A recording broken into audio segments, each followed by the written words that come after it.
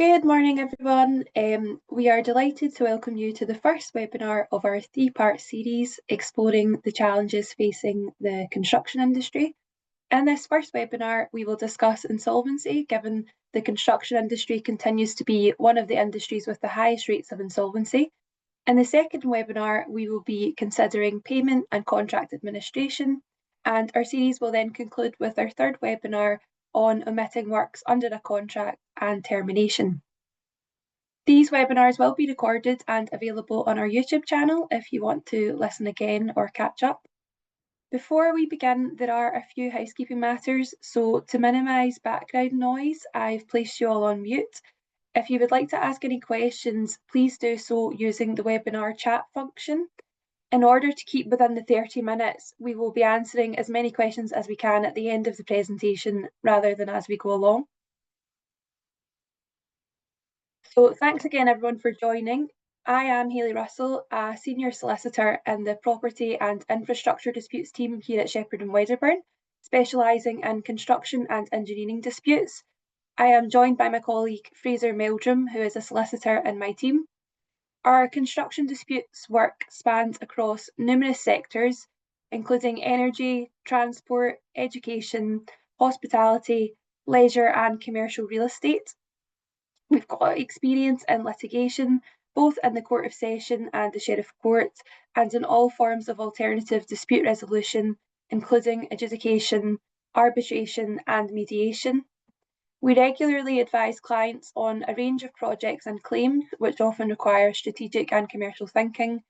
As construction dispute specialists, we have an up-to-date understanding of the legislative, court and industrial context of disputes, but we also have a strong commercial focus, and we advise clients on the various standard form construction contracts on a regular basis. We have a good variety of practice, which means we have good experience dealing with a lot of different disputes, and that experience forms the basis of advice we give to clients, but also the information that we will be sharing with you today. Please do feel free to get in touch with either of us using the contact details on screen to discuss this webinar topic or any other construction issue, question or dispute that you may have. I'm now going to pass over to Fraser, who will run through the agenda for today's webinar. Thanks, Hayley. We'll start by providing an overview of insolvency generally, including the various types of insolvency process.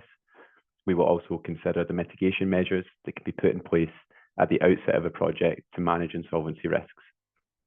We'll then move on to discuss the insolvency provisions under NEC, JCT, and SBCC contracts. The webinar will conclude with a question and answer session.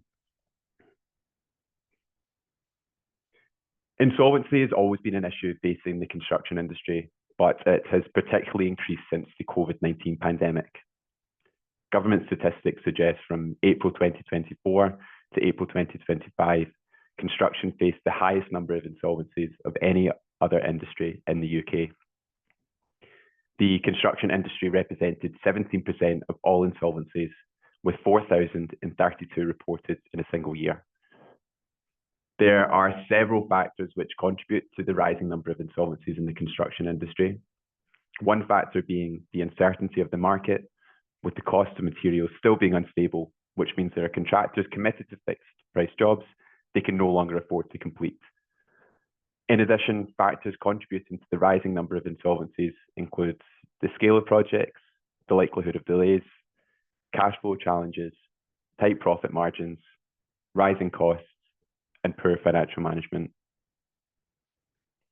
So looking at the types of insolvency. Insolvency arises when a party is unable to pay its debts and their liabilities are greater than their income or assets. There are four main types of insolvency process for insolvency or near insolvency situations, which are administration, liquidation, receivership, and company voluntary arrangements. Administration is a procedure that runs for the benefit of all the creditors. A moratorium is put in place to prevent any legal action being taken against the company while a rescue plan is being devised. Administration can be initiated by the company directors, floating charge holders, or other companies by filing a notice with the court. In an administration, control of the company is passed to an insolvency professional, known as an administrator, to try and save the company If the company cannot be saved, the administrator will try and achieve the best result possible for the company and its creditors. Liquidation is a procedure that results in a company being dissolved. It involves realizing and distributing the assets of a company to creditors to satisfy debts that are owed. The distributions are made in order of priority set out in the Insolvency Act of 1986. Liquidation can either be a voluntary process by the directors or creditors, or a compulsory process mandated by court order. Now, with receivership, we see that less commonly, but it involves an administrative receiver being appointed by a creditor that holds security over all or substantially all of the property of a company. An administrative receiver is appointed under the terms of the relevant security, and their duties and responsibilities are to the secured creditor appointed by them. An administrative receiver is a licensed insolvency practitioner. So with company voluntary arrangements, often referred to as CVAs, they're binding agreements entered into by the company with its creditors. A CVA is implemented under the supervision of an insolvency practitioner. The CVA will provide that the company is to repay its debt over a period of time. In addition to our knowledge of insolvency, as it relates to the construction industry generally, we also have specialist insolvency colleagues in our wider division that are able to assist if you require any more information on this area. So looking at mitigation measures, the positive news is there are protective measures that can be taken from the outset of a project to mitigate against the impact of an insolvency event should it arise during a project. The key measures are securities, collateral warranties, and project management. So starting with securities. The benefit of obtaining a security is that you'll be able to make a claim against the third party rather than being an unsecured creditor should an insolvency event arise. These can be agreed during contractual negotiations. The common types of security we come across are performance bonds, parent company guarantees, often referred to as PCGs, and retention bonds. We don't intend to go into these in detail for the purposes of this webinar, but in short, performance bonds and retention bonds will guarantee the performance of a contractor or subcontractor to a percentage of the works or specific financial limits. If there is an insolvency event involving the contractor or subcontractor, you have recourse to the bond provider, usually a financial institution. A PCG is helpful when dealing with companies with a larger structure and allows you to have a claim against the parent company if the child company you're dealing with becomes insolvent. The value of a PCG very much depends on the parent company because there is a possibility that the parent company might also become insolvent in a subsidiary insolvency event. Please do feel free to get in touch with any questions on these after the webinar. Now, moving on to collateral warranties. Due to the contractual structure of many construction projects, there is often no direct contractual link between a subcontractor and the employer or developer.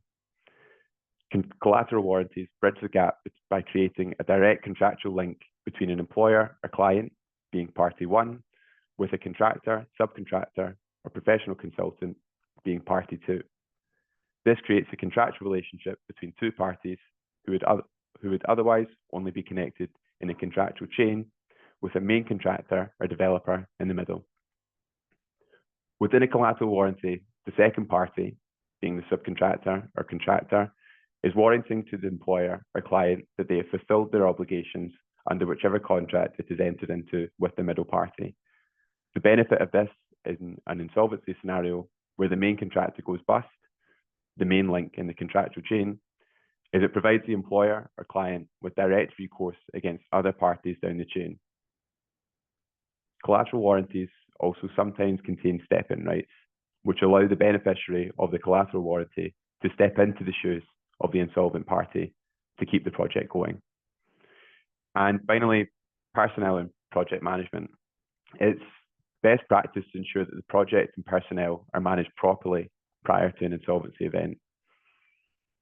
By that, we mean it's important to retain relevant documentation for securities, collateral warranties, and changes to personnel, ensure that payment is up to date, and ensure the correct certificates and notices are issued in accordance with the contract. Hayley will now discuss the termination provisions and processes as they relate to standard form construction contracts. Thanks, Fraser. So different forms of insolvency situations will trigger different actions under a contract. So depending on the terms of the construction contract, the consequences of an insolvency event may be automatic, or it may be that actions are required to be taken by the other party. The specific contract should always be checked for the definition of an insolvency event, which usually provides what actions should be taken. When an insolvency event occurs, one of our first considerations for clients is whether the contract has automatically been terminated, and if not, whether it should be. In our experience, the solvent party will generally want to terminate the contract because most contracts then set out what happens on termination with payment and the legal position in relation to plant, equipment, and materials. Termination therefore provides a bit of certainty, and where the solvent party is an employer, it can allow them to continue, or a client, sorry, it can allow them to continue the project with a different contractor.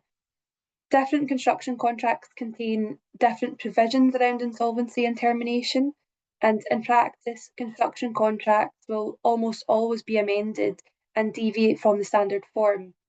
However, we thought it's helpful to have an understanding of the standard insolvency provisions and the general notice requirements in the event of an insolvency, and we will consider some of the relevant provisions contained in NEC and also in JCT SBCC contracts. So first we'll look at the NEC contract. So this contract does not automatically terminate if an insolvency event arises. Clause 90.1 provides for a two-stage termination process, so if either party intends on terminating a contractor's obligation to provide works, the first stage is for the terminating party to issue a notice to the other party, who may be an insolvency practitioner, depending on the stage of the insolvency, and also to the project manager. And that notice should set out the reason for termination. The second stage requires the project manager to issue a termination certificate to both parties, confirming the termination if they agree the termination reason is valid. Under NEC, the trigger for the termination procedures is the termination certificate being issued by the project manager, rather than that first notice being issued by the non-insolvent company. Once this termination certificate has been issued, the contractor is no longer obliged to carry out any further work under the contract. NEC provides the client can terminate for any reason, including convenience, whereas the contractor can only terminate for a reason identified in the termination table, and that's the table that we've shown on screen. Clause 91.1 of the contract contains a list of reasons which relate to insolvency, and there is a separate list depending on whether it is an individual or a company or partnership that has gone insolvent. For each termination ground then and reason, the termination table on screen sets out the corresponding procedure to be undertaken and what the amounts are going to be due on termination. So the procedure following insolvency depends on the termination reason. So if a contractor has gone insolvent and the client wants to terminate the contract and it's terminated, depending on the appropriate procedure, the client may be entitled to complete the works using any plant or materials that they have title to, instruct the contractor to leave site and assign the benefit of any subcontract or supply contract, use the equipment to complete the works, and the contractor can only remove that from site when told by the employer, and instruct the contractor to leave the working area and remove all equipment right away. Within 13 weeks of the termination certificate, now that was the second part of the termination process, clause 90.4 provides that the project manager should certify final payment to and from the contractor. An assessment is made at that point in time, so that means that amounts due under NEC often involve forecasting, and that's quite different than the position under JCT and SBCC contracts, where they wait until the costs have been realised before making an assessment. So that concludes our coverage of NEC contracts. We will now turn to consider the position under SBCC and JCT. So JCT and SBCC contracts have a variety of different forms. Today we will consider the SBCC 2016 without quantities contract for the purposes of clause references, but it is important just to make sure that you always check the relevant clauses for the contract you're dealing with. I will be making direct reference to the SBCC 2016 contract. However, please note that the provisions in SBCC are quite similar to those in JCT, so the same sort of principles will apply. The meaning of insolvency, an insolvency event is defined in clause 8.1, and similar to NEC, there are different insolvency provisions for a company and a partnership versus an individual. So the definition of insolvency, it does include all of the types of insolvency events you would ordinarily expect. For example, an insolvency event in relation to a company is triggered in this contract by the company entering administration, the appointment of a receiver, the company being wound up, or the process of winding up being initiated. If a contractor becomes insolvent, Clause 8.52 provides that they must notify the employer immediately. Clause 8.5 sets out what happens if a contractor becomes insolvent, and it provides that the employer may but does not have to terminate the contractor's employment. Under JCT and SBCC, there are consequences of termination from the date the contractor becomes insolvent, regardless of whether or not termination notices are actually then going to be issued. So the termination consequences apply from the date of insolvency, regardless of whether you then follow through with that. So the contractor's obligations under Article 1 to carry out and complete the works are suspended from that date, which means if there has been an insolvency event, work basically needs to stop and a decision is then taken on what happens next. The employer may take reasonable steps to protect the site to ensure that the site, the works and site materials are retained on site, and the contractor needs to allow that process and cannot try to hinder it. Clause 8.7 then sets out the consequences of termination, and if there has been an insolvency, the JCT and SBCC contracts provide that some of these consequences will apply as though a termination notice has been issued, even if the contract has not been terminated. If the contract is terminated, the consequences of termination can include the employer can employ another contractor to complete the works and make good any defect. The contractor can be obliged to remove any temporary buildings, equipment, or materials if requested, and is obliged to assign the benefit of any agreement relating to the supply of materials, goods, or works. Payment in a termination scenario under SBCC depends on whether the employer is completing the works. If the employer is completing the works under the SBCC contract we refer to, a statement is prepared within 3 months of completion of the works by a third-party contractor, setting out the amounts due, if any, to or from the contractor. If the employer is not completing the works 8 months after termination, a statement will be prepared setting out any amount due, if any, to or from the contractor.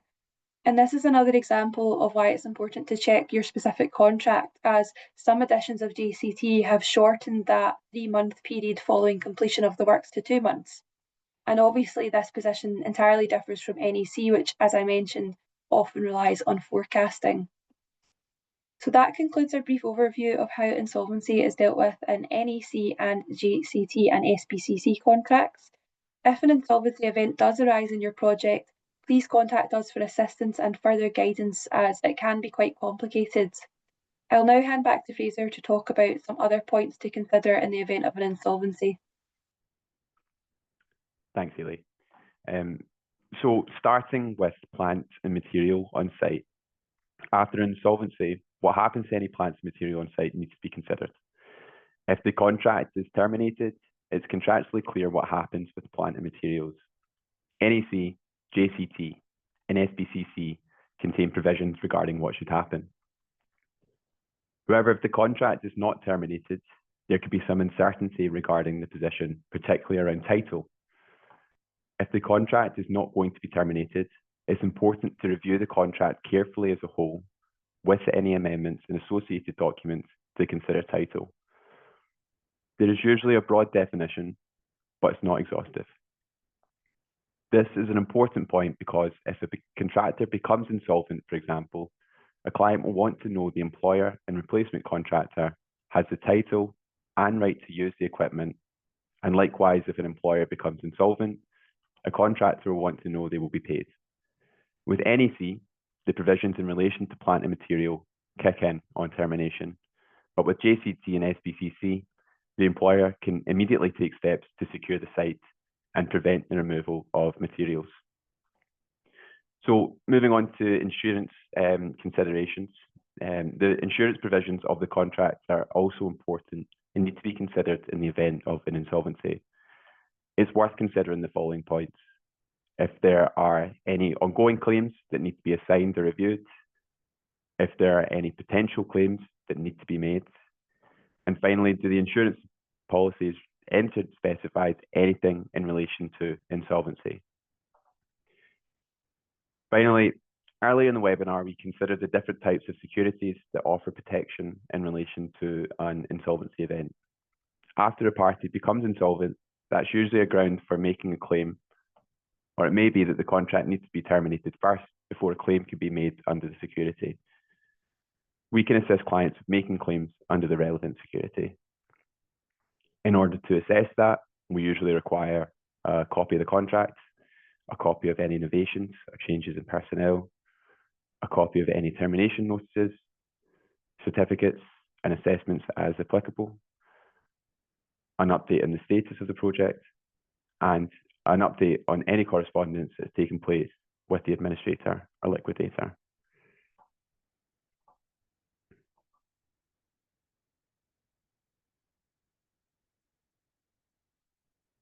So we've now come to the end of the presentation, and we actually have made quite good time and still have quite a few minutes to answer any questions. So if you haven't already done so, feel free to type your questions into the chat box now, and we'll just wait a minute or so for those to start coming through.